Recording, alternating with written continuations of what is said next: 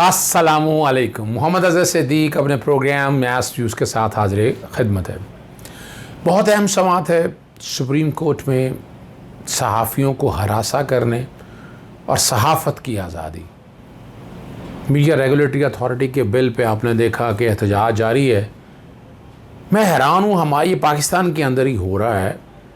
कानून आया है या आ रहा है, आए उसके बाकायदा प्रॉपर रेमेडीज़ लें, उस पर एतराज़ात दाखिल करें, चैलेंज करें। आप ये कैसे क्या रोक सकती हैं पार्लियामेंट को कोई कानून पास करने के हवाले से कि ऐसा कानून पास ना किया। यहाँ सियासत हो रही है, पता किसी को कुछ है नहीं। और दूसरी बात है, यहाँ मादर पितर आज़ादी की बातें हो रही हैं आपके सामने। एक तबका है जो कहता है कि जो मर्ज़ी मैं कहूँ वो चल जाए, और उसमें ख़ास तौर पर ये गरीदा फ़ारूकी, अहमद मीर और एक ख़ास क्लास जो लिबरल है ना, सो कॉल्ड लिबरल है, वो चाहती है कि हमसे पूछा कुछ ना जाए। हम सड़कों पे अगर फिर रहे हैं, नंग दड़ंग फिर रहे हैं, कोई पूछा ना जाए। हम जो कहना चाहते हैं, जिसकी मर्जी पैंट उतारना चाह रहे हैं, कोई पूछा ना जाए। हम अदालतों की तौहीन करें, तज़हीक करें, कोई पूछा ना जाए। हम आर्टिकल 14 के खिलाफ वर्जी कर दे, quality of life, dignity of man, तो तब भी ना पूछा जाए। ये वो सारा चाह रहे हैं। और ये आपको याद होगा, अपनी मनपसंद कोर्ट के अंदर चंद सहाफ़ी ये मामला लेकर गए। जस्टिस काजी फाजिसा की बात हो रही है। फिर सुप्रीम कोर्ट के 5 रुकनी बेंच ने कहा कि चीफ जस्टिस खुद नोटिस ले सकता है, बाकी नहीं ले सकते, बेंच के हैं। और उसके बाद जनाब जो कायम मुकाम चीफ जस्टिस उमर अता बंदयाल ने सहाफ़ियों की इस दरख्वास्त का खुद नोटिस ले लिया और मामला जनाब जस्टिस एजाज़ुल हसन की सरबराही में बेंच जस्टिस मुनीब अख्तर और जस्टिस एजाज़ुल हसन के पास भेजा। लास्ट डेट में नोटिस हो गए थे इस पर, और इस पर आकर इन्होंने कहा कि जनाब मैंने दरख्वास्तें वापस, अभी तक दरख्वास्त वापस लेने की कोई चीज़ तो सामने नहीं आ सकी है। मैंने आते मीडिया पे वो चला दिया कि जनाब पता नहीं क्या हो गया, क्या नहीं हो गया। भैया आए अगर फेस करें इन चीज़ों को।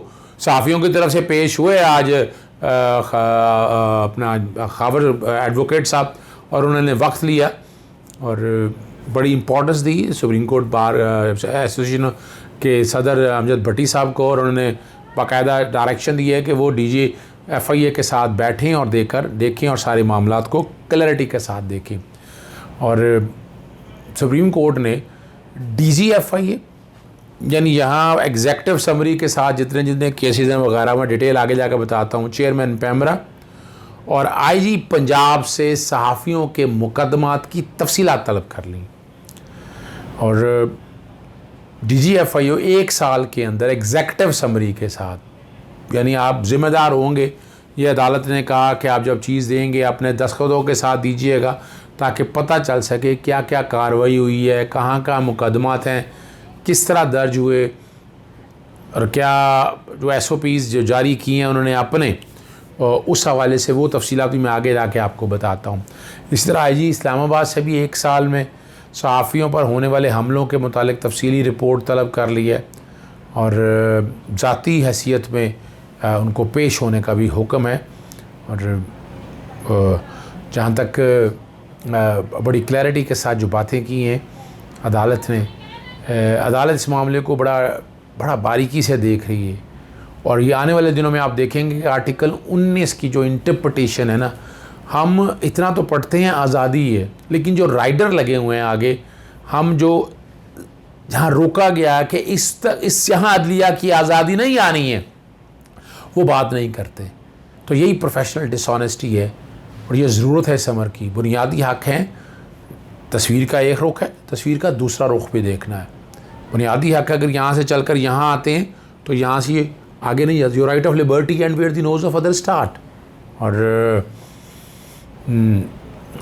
ठीक है ना जी। और चेयरमैन पैमरा सेक्शन 27, और ये भी कहा है कि सेक्शन 27 देखेंगे आइन के आर्टिकल 19 के खिलाफ वर्जी है या नहीं है।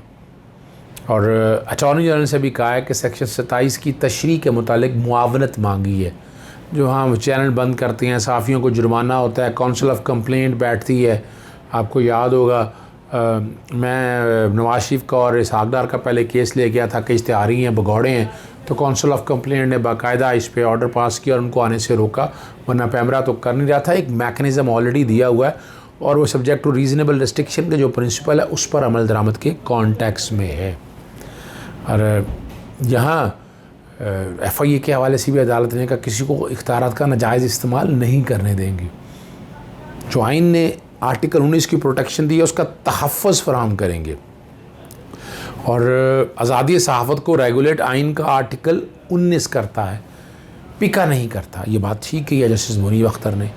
और FIA इलेक्ट्रॉनिक क्राइम एक्ट का इतलाक़ पहले करता है और बाद में सोचता है। जस्टिस जाजुल हसन के रिमार्क्स थे, बुनियादी हक़ूक़ की खिलाफ वर्जी हुई तो ज़िम्मेदार DG FIA होंगे। जस्टिस मुनीब अख्तर ने यह अदालत के अंदर बड़ा वाज़ेह तौर पर यह क्लैरिटी के साथ दी और गाइडलाइन जारी करेंगे जिस पर हुकूमत और तमाम इदारे अमल करेंगे। बहुत ज़रूरी है इस अमर की, बहुत ज़रूरत है इस बात की कि इस चीज़ को सामने रखते हुए ये मैटर आए, मैटर बैठ कर सेटल हो, क्लैरिटी के साथ चीज़ें सारी सामने आएँ, क्योंकि यही तो मादर पितर आज़ादी है। जिसका जो दिल चाहता है जो मर्ज़ी कर रहा है। इशू देखें जो साफ़ियों ने एहतजाज किया बाकायदा, अच्छी बात है। बिलावल भुट्टो भी गए वहाँ पर, बाकी लोग भी गए, फिर वही वो जो आज़ादी सहाफ़त के मामे बनता हामिद भी वो बैठा हुआ था और वो गरीदा फ़रूकी ना आइन पता ना कानून आता और वो चले कौवा चला हंस की चाल और अपनी चाल भी भूल गया। यानी पता है कोई नहीं कि क्या बात कर रही हैं, एजेंडा किनका लेकर चल रहे हैं, हर एक को पता है। और अटॉर्नी जनरल ने बड़ी ज़बरदस्त बात की कि जब आइन बना तो उस वक्त सोशल मीडिया नहीं था, आर्टिकल 19 की इंटरप्रिटेशन के हवाले से। और सहाफ़त की आड़ में किसी के ज़ाती फ़ेल को तहफ़्फ़ुज़ नहीं देंगे। ये बड़े अहम रिमार्क्स हैं जैसे काजी अमीन के जी। किसी को सहाफ़ियों से मसला है तो कानूनी रास्ता अपनाए। ये जो बात कही गई ये ज़रा बात को समझिएगा।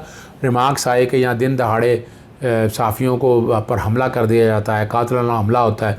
मुराद अबसार आलम ये इस कॉन्टेक्स्ट में बाकी लोगों के हवाले से होगा। IG से पूछा गया, IG ने भी ना बता सके।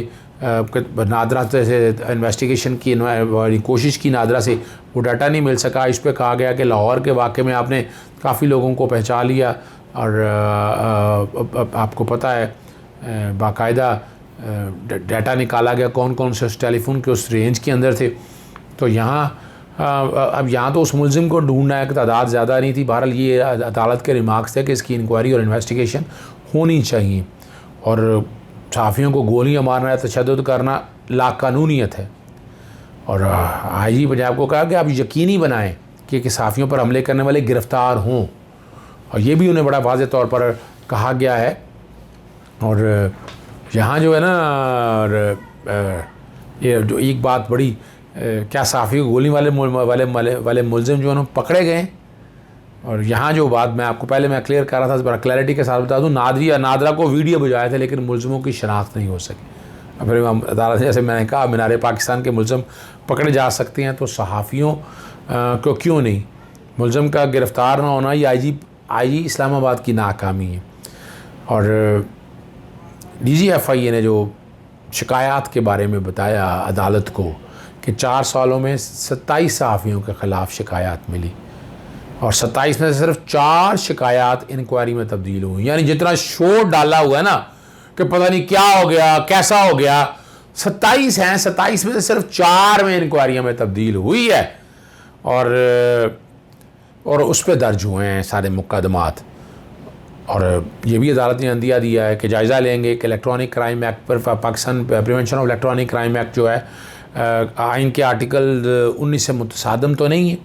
और अदालत ने केस की समाअत जो है ना कह रही है गैर मुअय्यना मुद्दत पर। मैं नहीं समझता कि गैर मुअय्यना मुद्दत का इस हवाले से अदालत जब ये रिपोर्टें सामने आएगी, और ये ज़रूरी है इस अमर की, बहुत ज़रूरी है। अब यहाँ पार्लियामेंट को चाहिए कि देखें ना, बड़ी सिंपल सी बात है, कानून लाए सामने, पार्लियामेंट में पास करे।